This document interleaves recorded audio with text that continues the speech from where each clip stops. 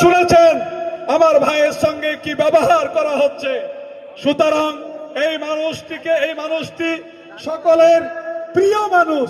অনেকজনা ভুল ভাবেন উনি আলেমদেরকে যা ভালোবাসেন, এলাকায় অনেক এমএলএ এমপি আছেন, এইরকম সম্পর্ক খুব এমএলএ এমপিদের কম আছে। কথা ভুল না ঠিক ভাই? যার ডাকে সাড়া দিয়ে হাজার হাজার উলামা ইকরাম এই মজলিসে এসেছেন, যার হাজার সাড়া দিয়ে লক্ষ লক্ষ মানুষ এখানে এসেছিলেন। ভাই বলেছিলেন 5,000 লোক হবে, এখন দেখছি লাখ লাখ লোক এখানে জমায়েত হয়েছে।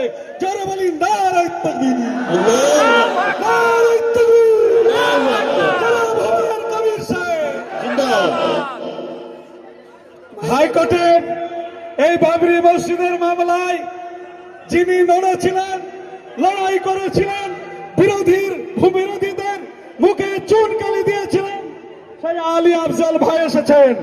এবং আজকে হাবিবুর রহমান সাহেব আসলে ভালো হতো, উনি কয়েকদিন করবেন।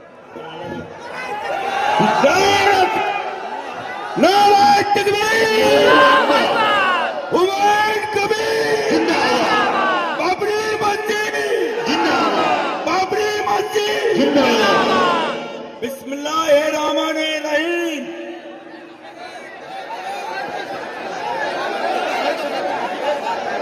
चपके चपके गूंज उठता है, हर मुसलमान के घर में नारा उठता है, बेलडगा में बाबरी मस्जिद होएगा होएगा होएगा इंशाअल्लाह।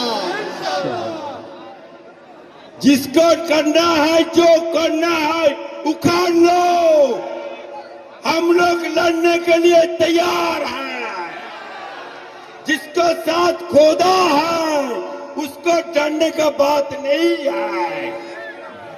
आज আমরা যারা বলেছিল হুমায়ুন বাবরি মসজিদ করছে না কেন, তাদেরকে বলছি আজ বাবরি মসজিদ উদ্ঘাটন করছে হুমায়ুন কবির নিজে, খোদার মদতে।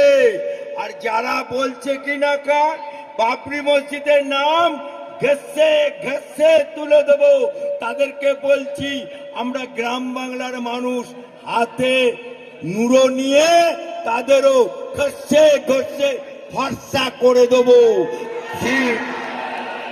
তাই আমি শুধু আপনাদেরকে বলতে চাই, বাবরি মসজিদ ইনশাআল্লাহ 6 ডিসেম্বর ওখানে অযোধ্যাতে ধ্বংস হয়েছিল, আর 6 ডিসেম্বর বাবরি মসজিদ